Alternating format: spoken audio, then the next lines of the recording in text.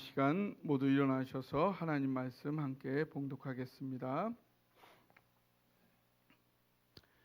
히브리서 4장 14절에서 16절 말씀 함께 한 목소리로 전체 함께 읽도록 하겠습니다. 시작. 그러므로 우리에게 큰 대제사장이 있으니 승천하신 자 곧 하나님 아들 예수시라. 우리가 믿는 도리를 굳게 잡을지어다. 우리에게 있는 대제사장은 우리 연약함을 체휼하지 아니하는 자가 아니요 모든 일에 우리와 한결같이 시험을 받은 자로되 죄는 없으시니라. 그러므로 우리가 긍휼하심을 받고 때를 따라 돕는 은혜를 얻기 위하여 은혜의 보좌 앞에 담대히 나아갈 것이니라. 아멘. 네, 자리에 앉으시고요. 우리 한 해 동안 지난 한 해 동안 받은 하나님의 은혜, 또 앞으로 받을 하나님의 은혜 생각하면서 우리 영상에 나오는 하나님의 은혜 찬양을 들으시면서 또 함께 부르면서 한번 하나님의 은혜 같이 느껴보도록 하겠습니다.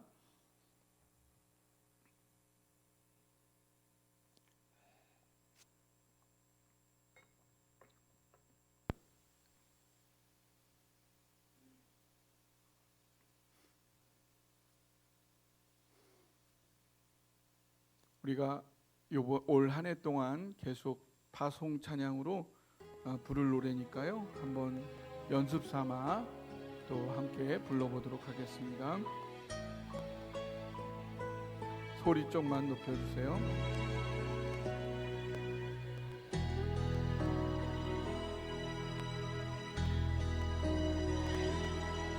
나를 지으신 이가 하나님,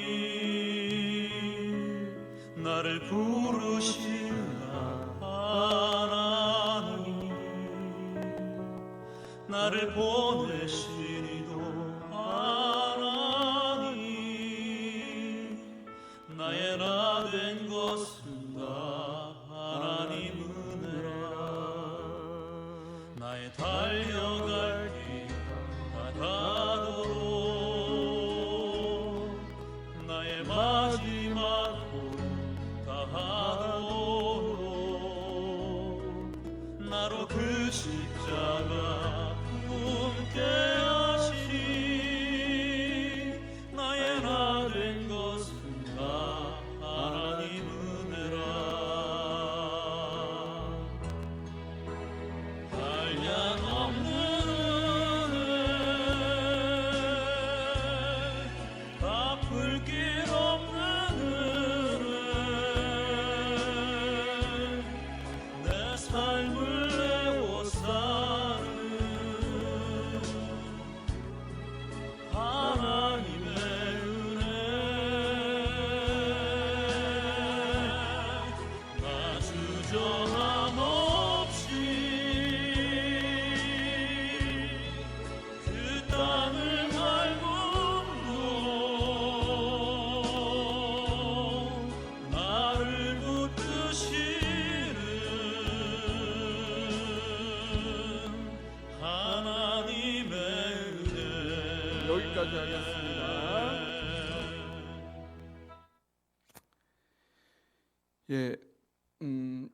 2023년을 표현하는 사자성어로 결리망의라는 사자성어가 꼽혔네요. 그 뜻은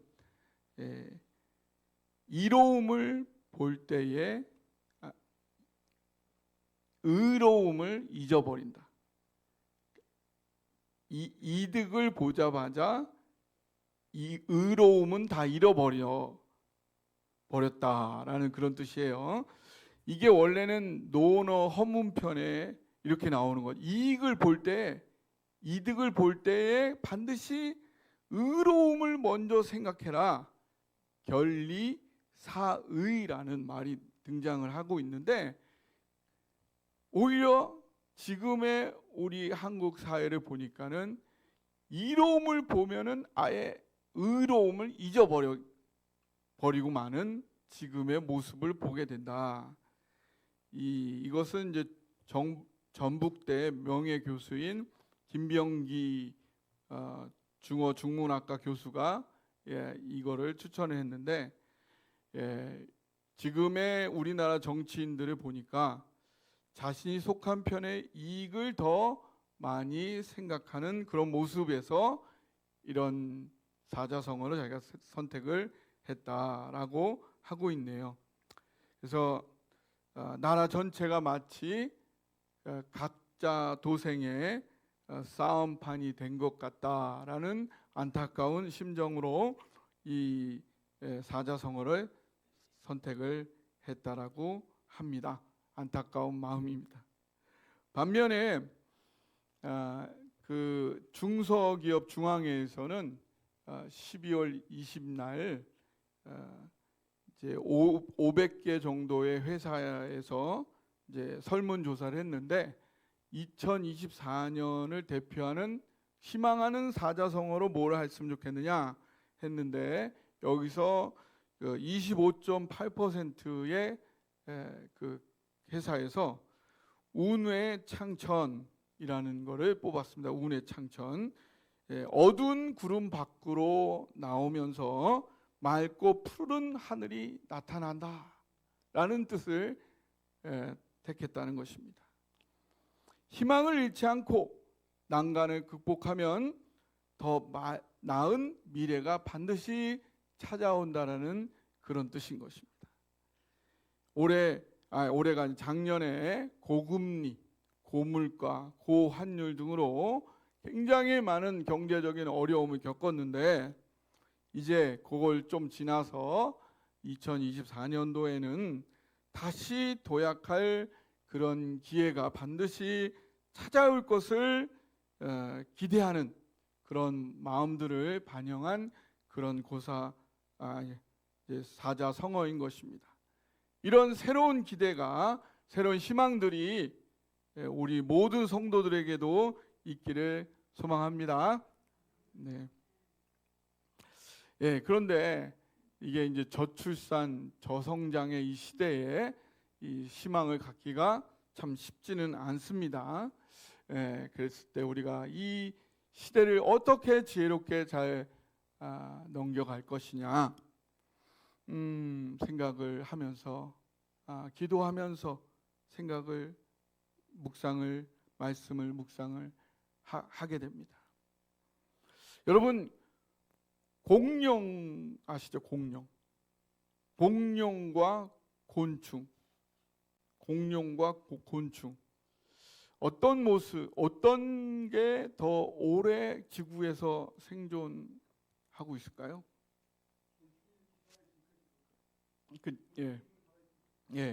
여러분은 공룡처럼 완전히 큰 우람한 모습, 아니면 곤충처럼 이렇게 보잘것없는 모습, 어떤 모습을 갖기를 원하시나요?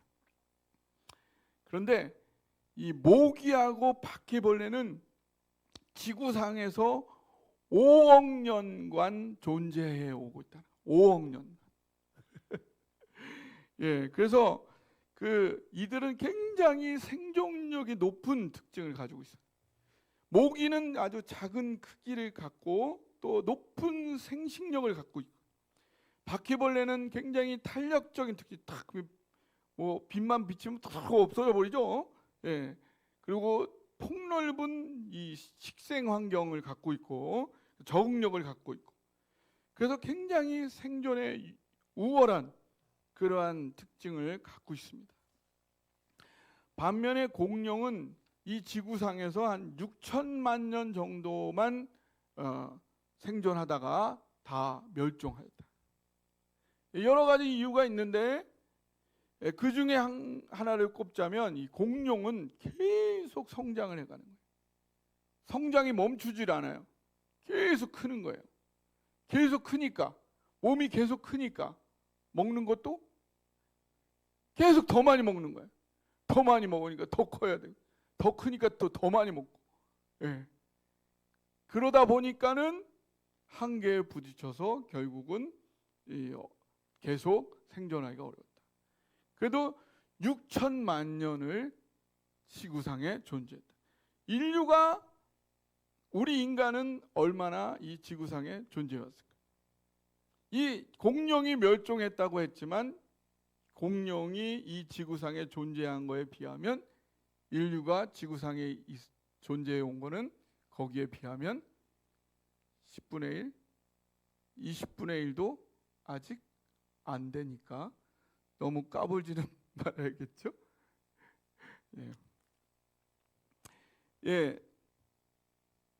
작은 것이 아름답다라는 책이 있어요. 작은 것이 아름답다. Small is beautiful 이라는 책이죠. 독일 출신의 영국 경제학자인 에른스트 프리드리히 슈마우라는 사람의 수필집인데요. 사실 산업혁명 이후에 현대의 문명은 끊임없이 될 수 있으면 큰 것이 더 낫지라는 그런 생각을 누구나 다 갖고 있죠. 그런데 그거와 반대되는 제목이에요. 그죠? 작은 것이 아름답다. 그는 이런 큰 것이 그래도 더 낫다라는 얘기와 반대되게 크기가 작을수록 인간 친화적이고 자연 친화적이라는 이런 주장을 하게 됩니다. 작은 단위를 이루는 것이 오히려 인류 공동체에 더 이로운 것이다. 이런 주장을 하게 돼요. 그는 적정 기술, appropriate technology라는, 그래서 이 인간 친화적이고 자연 친화적이고 지속 가능하기 위해서는 기술을 과도하게 사용을 해가지고 너무 급속하게 발전하고 그걸 나쁜 의도로 사용하게 되면 원래 기술을 통해서 사람을 유익하게 하려는 그런 목적보다는 더 유익하지 못하고 생태계를 파괴하는 이런 거에 이르기 때문에 적절하게 이것을 사용하는 그런 기술이 필요하다. 이런 주장을 해서 그때까지 계속 현대 기술이 더 많이 더 크게 하던 거에 반대되는 주장을 1973년도에 이런 책을 써서 획기적인 주장을 하게 되었습니다. 어떻게 우리는 이 저성장, 저출산 저성장의 시대를 살아가는 새로운 지혜를 성경으로부터 얻을 수 있을까요? 성경적으로 신앙적으로 한번 생각을 해볼 필요가 있을 것 같습니다. 여러분 한번 생각을 해보세요. 세 명의 인물들을 한번 서로 비교를 해봅시다. 요셉, 다윗, 다니엘 세 인물과 침례 요한, 하박국, 예레미야, 이 세 사람들을 서로 공통적으로 비교를 해볼까요? 어떻게 비교해 볼 수 있을까? 요셉은 총리가 되었죠. 바로 이집트의 총리가 됐고요. 다윗은 왕이 되었고요. 다니엘은 여러 제국을 걸쳐서 또 왕이 바뀌면서도 계속 요직의 장관, 그런 요직을 했던, 고위직을 했던 그런, 그야말로 사회적으로 현실적으로 성공적인 인생을 살아갔던 그런 사람들이 요셉, 다윗, 다니엘이에요. 반면에 침례 요한은 말년이 어떻게 됐죠? 목이 잘려서 죽었죠. 하박국서에 보면은 바벨론이 쳐들어오는 것을 예언으로 받고 죽음을 맞이하면서 외양간에 송아지가 없고 많은 어려움이 있을지라도 나는 구원의 하나님으로 인하여 기뻐한다고 했지만 그 현실적인 말년은 굉장히 비참했을 것이다 라고 추측할 수 있죠. 예레미야도 포로로 끌려가는 그 말년을 맞이하게 됩니다. 이들에게 있어서 그들이 겪어야 하는 이 어려움들, 현실적인 문제, 역사적인 실패, 이들에게 있어서 현실적인 문제와 역사적인 어려움들은 이들에게는 어떤 태도로 이들은 현실적인 어려움과 역사적인 어려움들을 대했을까요? 저는 이들은 요셉이나 다윗이나 다니엘이나 침례요한이나 하박국이나 예레미야는 현실적인 성공이나 실패, 이것이 이들에게는 그렇게 큰 차이가 없었을 것이라고 믿습니다. 다윗은 그가 현실에서의 승리를 했든 현실에서 어려움을 겪었든 그들의 믿음에는 결코 큰 차이가 없었을 것입니다. 다윗이 어려움 속에서도 수많은 주옥 같은 신앙의 시들을 시편에 기록했던 것처럼 그들에게는 현실적인 많은 어려움들이 그들의 신앙에 영향을, 더욱 긍정적인 영향을 끼치면 끼쳤지 그 신앙에 부정적인 영향을 끼치지는 않았을 것이라는 것입니다. 그러나 우리 보통 사람들에게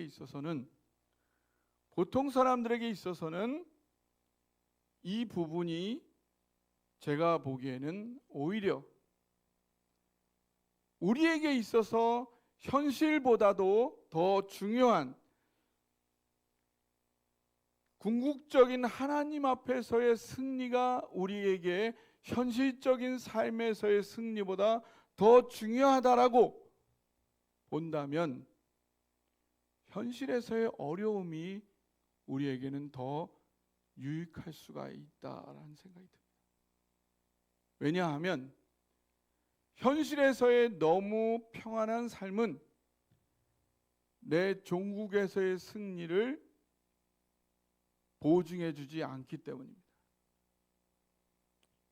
현실에서 너무 평안하다 보면 내가 정말 하나님 앞에 가서 상을 받을 진정한 신앙인들을 검증할 그러한 기회를 가질 수가 없다는 사실.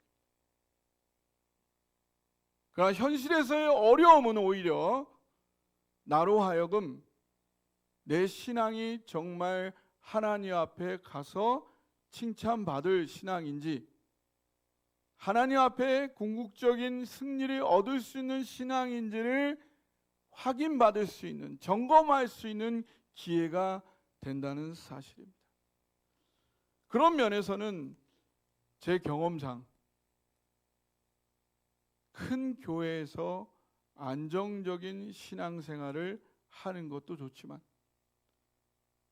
제가 처음부터 작은 교회에서 신앙생활을 해서 그런지 모르겠지만 저는 작은 교회에서 처음부터 교회 생활을 할 때 교회 다니는 것 자체가 신앙이었어요. 목사님을 만나러 가는 것 자체가 신앙이었어요. 신앙이 없으면은 교회를 갈 수가 없었어요. 아, 나 진짜 신앙이 있구나. 그 교회 가서 기도하면서 예배 드리면서 진짜 교회 가는 것 자체가 신앙이 있어야 갈 수 있었어요. 그래서 정말로 작은 교회에서 신앙생활하는 것이 오히려 축복일 수 있다라는 생각을 합니다.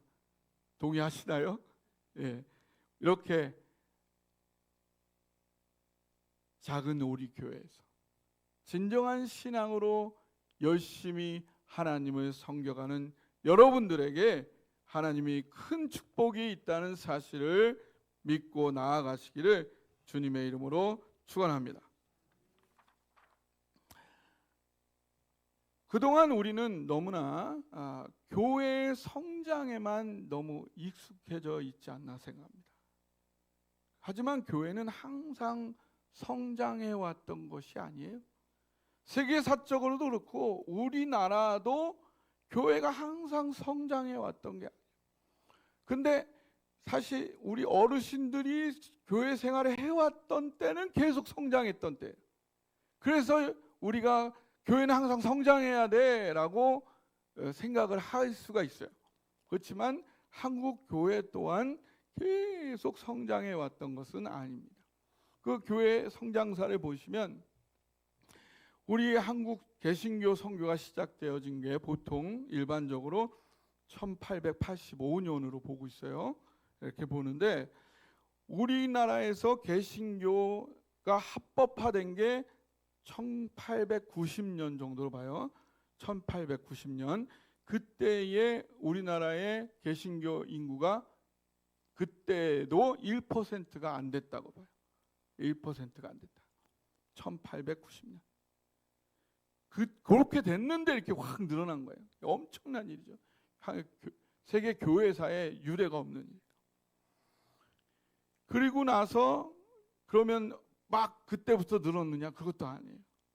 이 1950년까지도 아주 적게 성장을 했어요. 1950년이 되어서도 2.9%까지밖에 성장. 2.9%. 그때까지가 딱 60만 명이에요. 60만 명. 그때도 아주 소수예요. 예수 믿는 사람은 소수예요.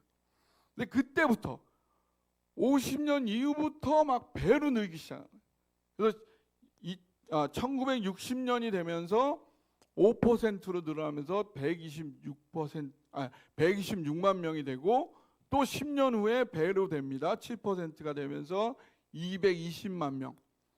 그리고 79년이 되면서 또 배가 돼서 13% 487만 명. 85년도가 되면서 16% 649만 명. 그리고 95년도가 되면서 850만 명. 그리고 2005년도가 되면서 약간 감소해서 845만 명. 15년도가 되면서 감소할 줄 알았는데 늘어요. 968만 명. 근데 그 중에 15%가 가나안 성도가 돼요. 그런데 22년도가 되면서 갤럽 조사에 의해 보니까 15%로 770만 명으로 줍니다. 그리고 32년이 되면 10%로 500만 명으로 줄 것으로 예상이 되어지고 있습니다. 이렇게 한국 교회의 성장 또한 계속해서 성장한 것이 아니라 오랜 기간 동안 멈춰 있다가 우리 어르신들이 교회 생활을 하면서 그 기간 동안에는 계속 성장을 했고 다시 또 지금 감소하는 이런 추세에 들어선 것입니다.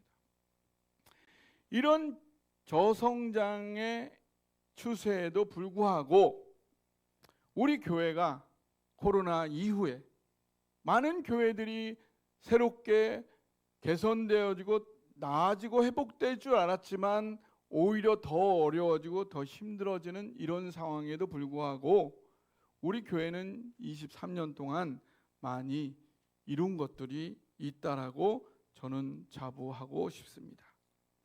우리가 이룬 것들을 보자면 코로나 이후로 주일 성수하는 성도들이 안정적으로 회복, 증가되어 가고 있다라는 것입니다. 그래서 나오셨다가 또 안 나오는 경우는 적다라는 것입니다. 나오신 분들은 안정적으로 회복되어지고 적응되어 가고 있다는 사실이 감사합니다. 또한 수요일 오전과 토요일 오전에 대면 기도회가 시작되어졌고 꾸준히 성장하고 있다는 것입니다. 그리고 특별 새벽 기도회가 2회 우리가 실행되었고 월삭 기도회가 매월 시행되었습니다.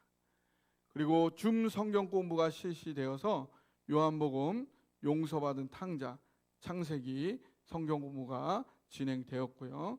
또 목장 모임이 구성되고 매월 모임이 이루어져 왔죠. 그리고 남성교회가 재구성되었고 모이기 시작해서 여러 번 모임을 아주 활발하게 하셨어요. 그래서 아주 고무적입니다. 그리고 또 우리 주중에 원어민 어린이 영어 모임도 진행이 되었었고요. 그리고 가브리엘라와 모건, 그 다음에 엘라, 슬라이 이런 친구들도 우리 교회에 더해졌었습니다. 그리고 우리 교회에서 한 명이 침례를 받았었고, 그 다음에 두 커플이 올해 결혼을 했습니다. 그리고 우리의 매주 출석은 안 하지만 우리 교회에 등록한 두 명의 부부가 신생아를 낳았죠. 그리고 박예영, 김예지, 한이삭, 김인식, 이진우, 배혜은 6명의 신학생들이 우리 교회에서 훈련 후 사역지를 찾아갔습니다. 2명의 젊은 커플이 집 가까운 교회를 다니게 되었습니다. 그리고 코로나 이후에 명지대와 침신대의 현장 사역을 새롭게 진행하고 재건을 하였습니다. 물론 여러 가지 어려움이 있었지만 우리 교회의 규모에서는 꽤 많은 일들을 감당해 내었다라는 생각을 하고 자부하게 되는 것입니다. 이런 것들을 생각을 하면서 오늘 하나님이 우리에게 주시는 말씀은 더욱 담대하게 하나님을 향해서 담대히 도전하고 나아갈 것을 하나님이 격려하시고 우리에게 힘을 주시고 있다라는 사실입니다. 그런 면에서 오늘 주시는 말씀 히브리서 4장 14절과 16절의 말씀을 함께 다시 한번 상고해 보기를 원하는 것입니다. 14절, 16절 다시 한번 읽어보도록 하겠습니다. 시작. 그러므로 우리에게 큰 대제사장이 있으니 승천하신 자 곧 하나님 아들 예수시라. 우리가 믿는 도리를 굳게 잡을지어다. 우리에게 있는 대제사장은 우리의 연약함을 체휼하지 아니하는 자가 아니요 모든 일에 우리와 한결같이 시험을 받은 자로되 죄는 없으시니라.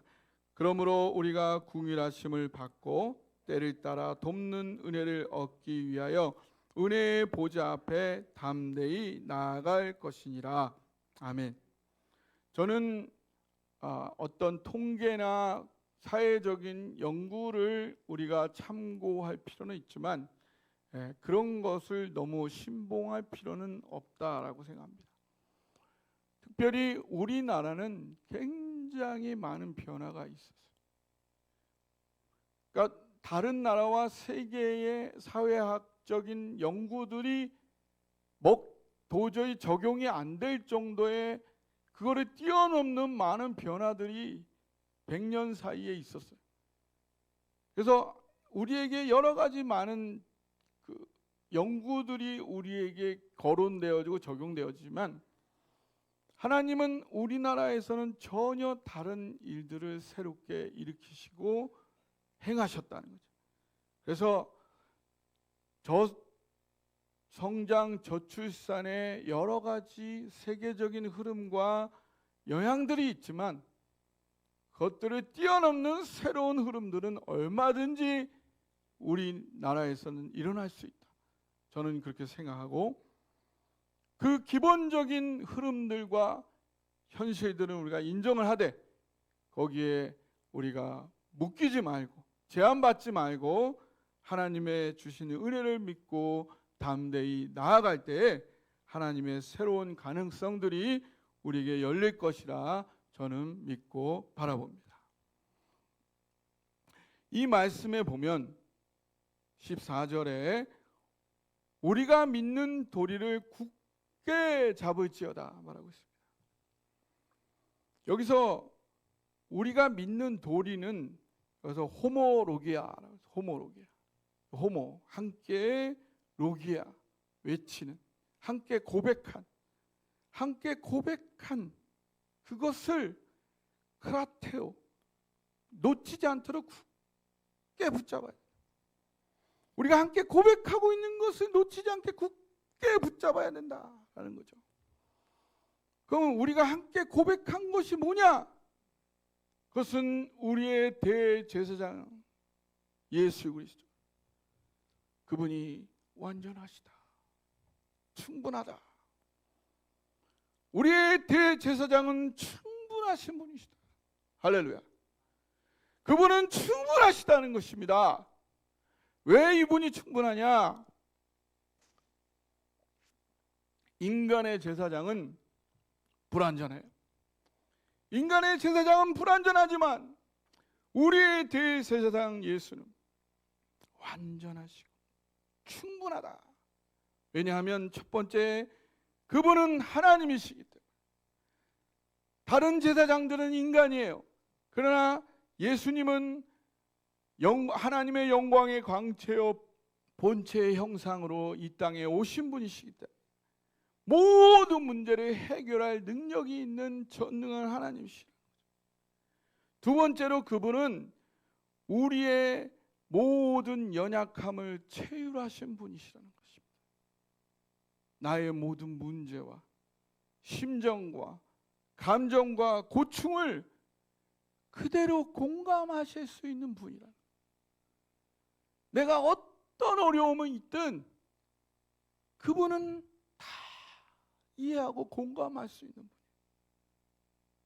세상 그 어떤 사람도 이해하지 못할지라도 예수님만큼은 내 마음을 그대로 느끼고 공감할 수 있는 그런 분이기 때문에 그분은 나에게 충분한, 하나님과 나를 연결해 줄 수 있는 충분한 제사장이라는 거죠. 그리고 그분은 세 번째로 죄가 없는 분이시라. 죄가 없어서 어떤 오류와 허점이 없이 완벽하게 나를 만족시킬 수 있는 분이라. 그럼 네 번째, 이분은 인간 제사장은 짐승의 피로 제사를 드렸지만 이분은 자기 피로. 인간 제사장은 사람이 죄를 지었는데 짐승의 피로 어떻게 사함을 받을 수가 있습니까? 그러나 이분은 자기의 피로 제사를 드렸기 때문에, 하나님인 자기의 피로 제사를 드렸기 때문에 나를 갚고도 남는 대가를 지불하신 분이기 때문에 법적으로, 윤리적으로, 심리적으로 모든 문제를 이미 해결하신 분이기 때문에 충분하신 분이라는 거죠. 다섯 번째로, 이분은 은혜로 이 문제를 해결해 주신다. 값을 이미 치루어졌다. 내가 어떤 값을 치르지 않아도 돼. 은혜로 거저 이거를 주시는 분이기 때문에 내 문제를 해결하기에 충분한 분이라는 거죠. 그렇기 때문에 담대히 거리낌 없이 하나님 앞에 나아가고 도전하고 다시 시도할 수 있다는 사실입니다. 빌리 그레이엄 목사님이 어느 날 광산에 가서 이 복음을 외쳤습니다. 하나님의 복음은 은혜로 받는 것입니다. 값없이 누구나 다 예수를 믿으면 구원에 이릅니다. 그러고 나서 그 다음날 그 갱도에 내려가서 그 관광을 하는 그런 기회가 있었는데, 광부 하나가 같이 그 빌리 그레이엄 목사님과 함께 엘리베이터를 타고 깊은 지하 갱도로 내려가는 거였습니다. 근데 광부가 그 빌리 그레이엄 목사님한테 도저히 이해가 안 갑니다. 제가 그 지은 죄가 있는데 어떻게 값없이 구원을 받을 수가 있습니까? 그때 빌리 그레이엄 목사님이 그 광부에게 말했습니다. 그럼요. 지금 우리가 지하로 내려가고 있는데 이 엘리베이터를 타고 있죠. 이 엘리베이터를 탈 때 그 돈을 냈나요? 아니요, 돈을 안 냈어요. 돈을 안 내고 공짜로 지금 내려가고 있는, 무료로 내려가는 거죠. 근데 그러면 이 엘리베이터는 기장 지어졌나요? 아니죠. 어떻게 지어졌어요? 회사에서 투자해서 이걸 지었죠. 그렇죠. 그거랑 똑같습니다. 당신은 무료로 이 엘리베이터를 탔지만 회사가 어마어마한 돈을 투자해서 이 엘리베이터를 지었기 때문에 당신은 무료로 탈 수 있는 것처럼, 당신은 무료로 구원을 받지만 하나님은 무료로 당신에게 구원을 은혜로 주기 위해서 자기의 아들을 죽이는 대가를 지불한 것입니다. 그래서 당신이 무료로 은혜로 구원을 받는 것입니다 라고 얘기를 한 것입니다. 그렇습니다. 우리는 은혜로, 왜? 하나님이 대가를 지불하셨기 때문에. 그렇기 때문에 그분은 우리가 담대히 새로운 시도를, 지금까지는 어떤 어려움과 힘든가 장애와 장벽이 있었을지라도 다시 시도하고 다시 도전할 수 있는 그 길을 여시는 모든 대가를, 모든 가능성을 열 수 있는 것들을 하나님이 준비해 주셨다는 사실입니다. 뒤돌아보지 말고, 기죽지 말고, 변명하지 말고, 핑계대지 말고, 염치 볼 필요 없고, 체면 차릴 필요 없고, 망설일 필요 없고, 주저하지 말고 다시 한번 도전하는 저와 여러분 되시기를 주님의 이름으로 축원합니다.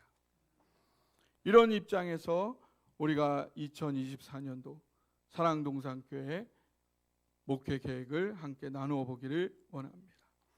우리의 연간 표현은 은혜 앞에 담대히 나아가라입니다. 따라해 주십시오. 은혜 앞에 담대히 나아가라. 네.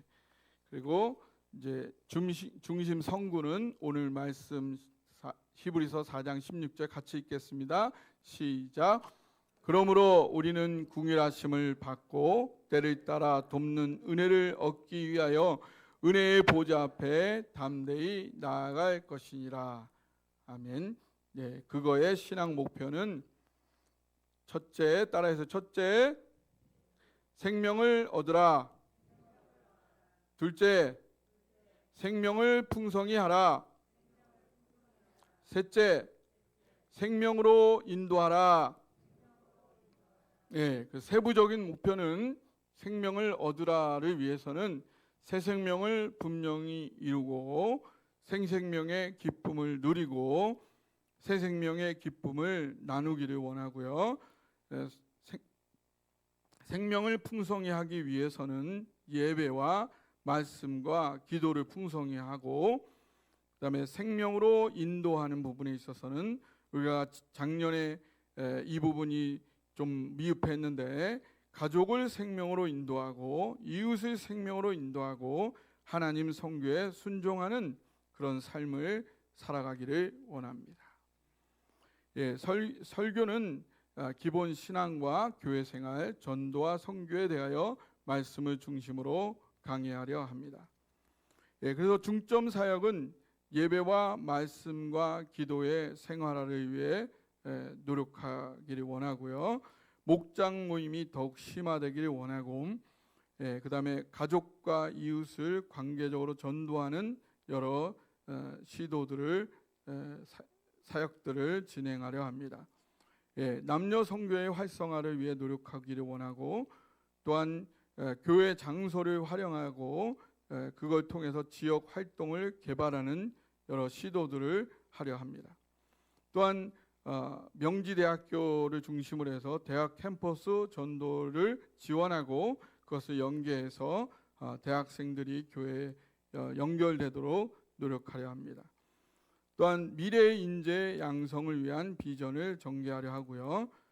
그래서 소수의 우리 안에 있는 미래의 다음 세대가 있더라도 그들이 일당 100, 일당 1000, 일당 만이 될 수 있도록 집중적으로 그들을 투자하고 양성하는 이런 비전들을 갖기를 원합니다. 그리고 또한 파리 올림픽 선교회를 지원하고 동참하기를 원합니다. 이러한 목표로 우리가 나가기를 원하는데요. 저에게 젊은이들에 대한 하나님 주신 사명이 있습니다. 그렇지만 제가 사랑동산교회 담임 목사로 하나님께서 결정해 주신 다음부터 저는 주님의 몸된 교회 사랑동산교회에 대한 목회적 사명의 우선순위가 있습니다. 2021년 4월 18일 제가 사랑동산교회 담임 목사로 결정되고 난 후 그 얼마 후 하나님께서 제게 분명히 성령을 통해 말씀해 주셨습니다. 담임 목사가 되기 전에는 제가 어떤 마음, 어떤 관계, 어떤 각오이었던지 그것과 상관없이 제가 사랑동산교회 담임 목사가 된 이후에는 담임 목사로서 하나님 앞에서 하나님께서 맡겨주신 하나님의 양들을 목양하는 그 책임이 그 어떤 것보다 우선해야 한다라는 것을 분명히 저에게 말씀해 주셨고 저는 이 우선순위를 그때부터 지금까지 가장 중요하게 생각해 오고 있습니다. 저는 이 우선순위의 원칙 아래에서 가능한 대로 제 평생 주신 사명, 다음 세대 젊은이들을 위한 섬김을 우리 교회와 함께 이어가고자 합니다. 아마 재정적으로 허리를 더 졸라매야 하는 올해가 될지 모르겠습니다. 그래도 힘 닿는 대로 최선을 다하고자 합니다. 그렇다고 젊은이들 만나는 게 마냥 좋기만 한 건 아닙니다. 지난주에도 아픈 마음을 가지고 하룻밤을 꼬박 새기도 했습니다. 사실 작년 이맘때 시작하면서 박사학위를 끝내려면 밤을 참 많이 새야겠다 그렇게 예상을 했는데 박사 논문 때문이 아니라 몇 배 더 친구들 때문에 마음이 아려서 수많은 밤을 새게 될 줄은 그렇게 될 줄은 미처 예상을 못했었어요. 연애할 때도 알아보지 않았던 그런 가슴앓이를 요즘 젊은 친구들 때문에 이 나이 들어서 하게 되고 있습니다. 그렇다고 제가 이 친구들에게 인정받고 대접받는 것도 아닙니다. 젊은 친구들이 제 가슴앓이를 상상이나 하겠습니까? 신경이나 쓰겠습니까? 헤아리기나 할까요? 자기 아픈 거나 끙끙거릴 줄 알았죠. 우리 권사님, 집사님, 장로님들 만나면 다들 저 밥 사주시고 대접은 잘해 주시잖아요. 그리고 이렇게 예쁜 옷도 입혀주시고요. 제가 젊은 친구들 만나면 어떠해요? 제가 다 밥 사주고 간식 사주고 커피 사주고 그래도 제가 조금이라도 눈치 없는 것 같으면 바로 꼰대라고 무시하죠. 얼마나 안 입고 온지 몰라요. 별로 머리에 든 것도 없고 잘난 것도 없으면서 젊다는 거 하나로 얼마나 위세에 떨고 건방을 떠는지. 제가 뭐가 아쉬워서 지네들 만나는 게 아닌데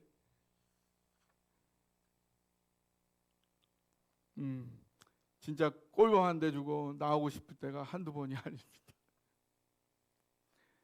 제가 처음 대학생 사역을 시작할 때는 대학생들이 동생뻘이었는데 어느덧 조카뻘이 지나서 제 자녀들 나이보다도 훨씬 더 어려져 버렸어요. 얼마 전 저희 집 아이가 많이 속이 상했어요. 자신이 많이 마음을 준 사람이 또 제 길을 가야 했기 때문이죠. 그때 제가 해준 이야기가 하나 있어요. 미국 어느 대학 근처에 한 교회가 있었는데 그 교회 성도들이 다 연세가 많으셨어요. 그래서 그 성도들은 매일 기도한 거예요. 저 대학교에 있는 대학생이 한 명이라도 우리 교회 오면 너무 좋겠다. 매일매일 기도했습니다. 기도하는데 드디어 어느 주일날 한 대학생이 그 교회에 온 것입니다. 예배를 드리는 중에 대학생이 온 거예요. 너무 좋은 거예요. 성도들이 왔다.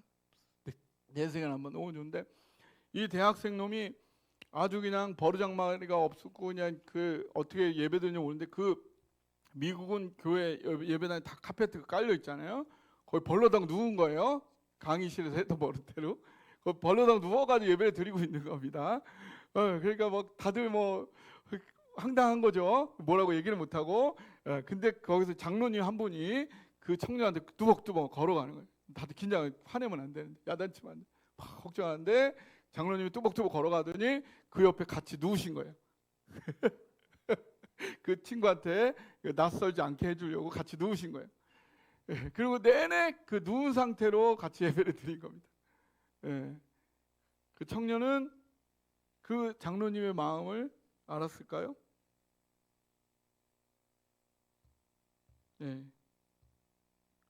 그래서 제가 저희 아이한테 그게 대학생 사역이다.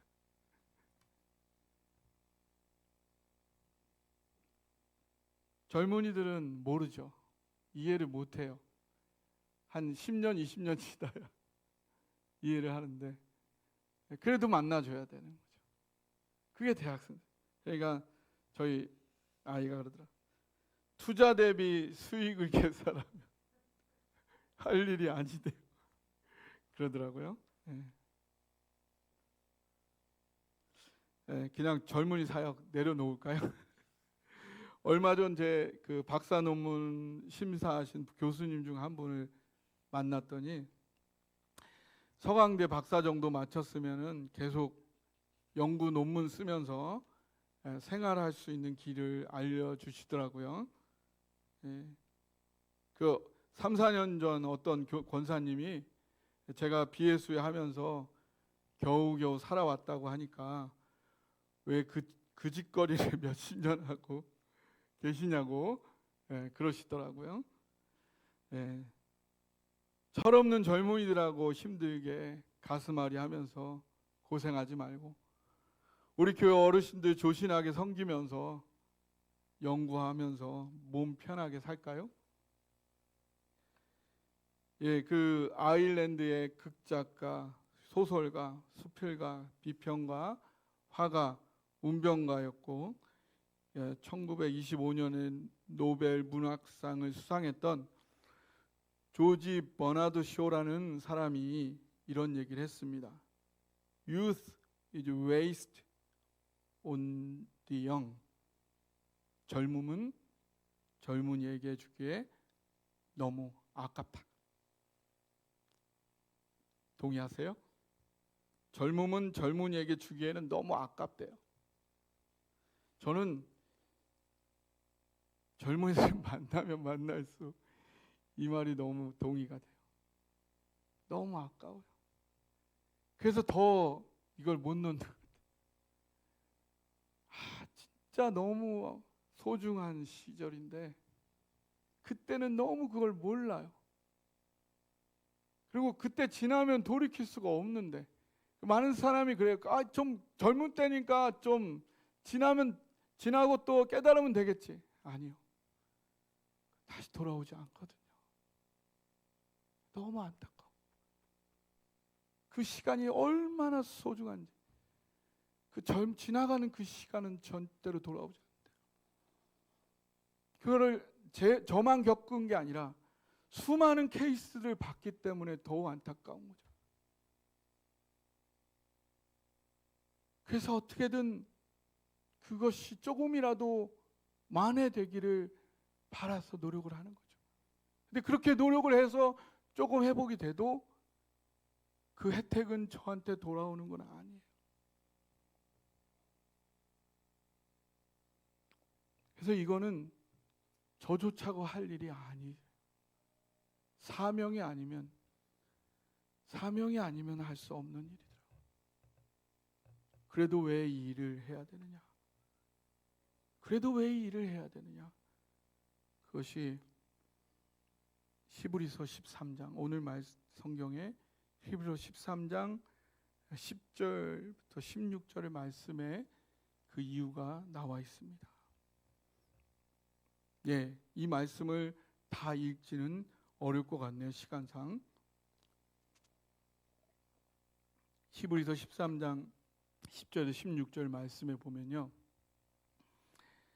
속죄 제사가 있습니다. 속죄 제사가 있는데요,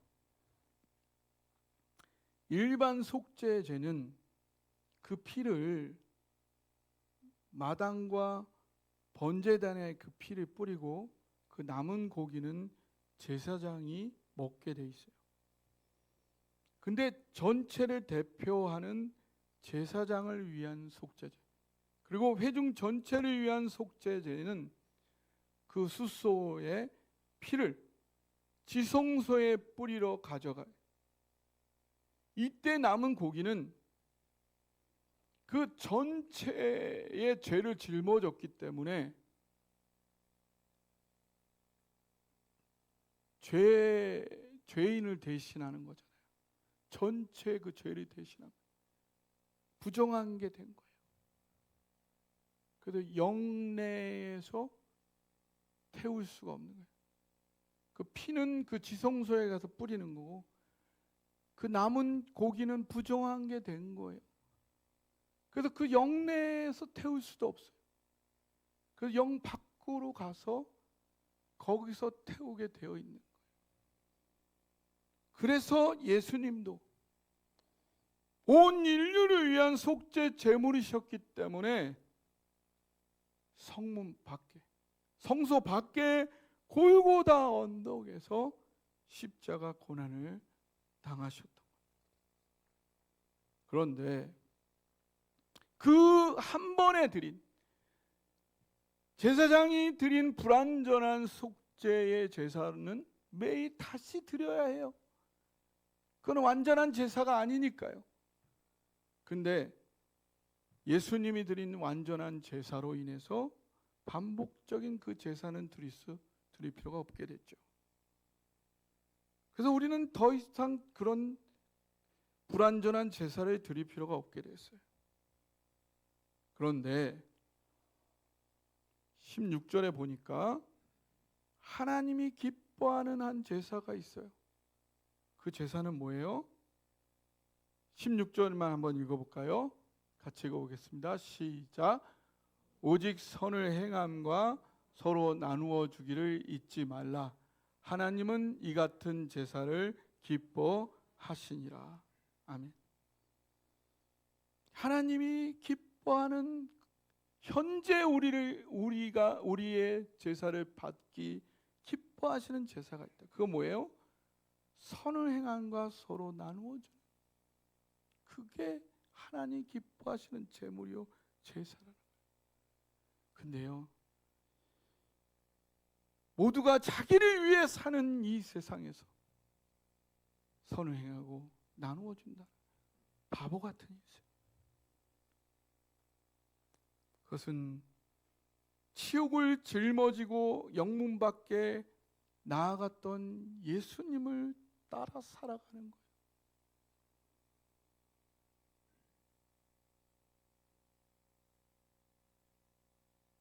단지 예수님의 은혜를 받는 거에 머무르는 것이 아니라 나도 예수님처럼, 예수님이 굳이 이 땅에 오실 필요 없었어요. 굳이 바보같이 이 땅에 오실 필요 없었어요. 굳이 예수님이 바보같이 우리를 위해 대신 죽으실 필요가 없었어요.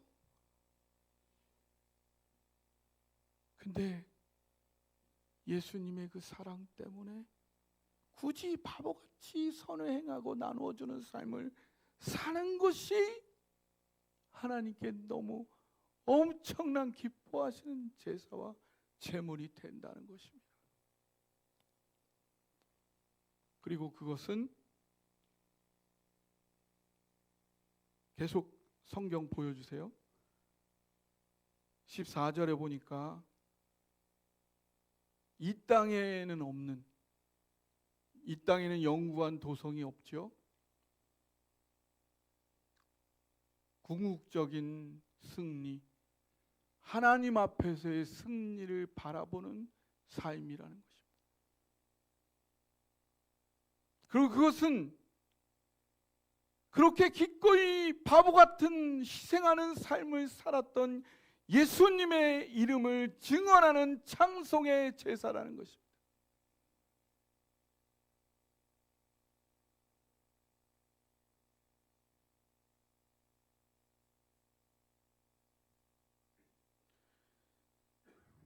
이러한 인생, 저만의 삶은 아닐 듯 싶습니다. 어쩌면 누구나 이 인생의 갈림길에 서 있지 않을까 싶습니다. 바보같이 희생하는 삶을 살 것이냐, 아니면 나를 위한 삶을 살 것이냐, 그 대상이 누구이든 말입니다. 그러나 오늘 우리의 대제사장이신 예수님은, 충분하신 대제사장인 예수님은 은혜 앞에 담대히 나아가라 말씀하십니다. 내가 하나님이니 내가 너를 치유하고 있으니, 너의 모든 그 마음을 다 공감하고 있으니, 나는 오류가 없고 죄가 없으니, 나는 나의 피로 제사를 드렸으니, 너가 지금까지 어떤 삶을 살았든,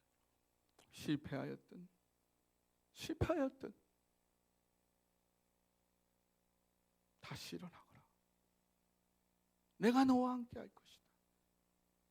내가 책임지겠다.